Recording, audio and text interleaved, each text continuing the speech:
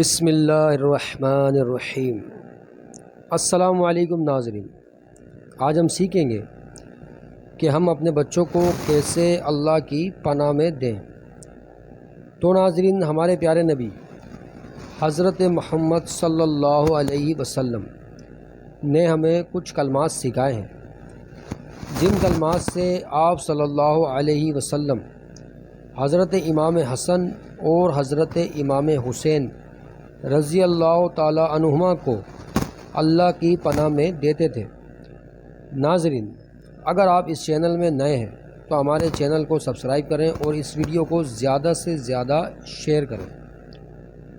رسول اللہ صلی اللہ علیہ وآلہ وسلم حضرت حسن اور حسین رضی اللہ عنہما کو ان الفاظ کے ساتھ اللہ کی پناہ میں دیتے: بسم اللہ الرحمن الرحیم، اعوذکما بکلمات اللہ التامات من کل شیطان وحامات ومن کل عین لامات۔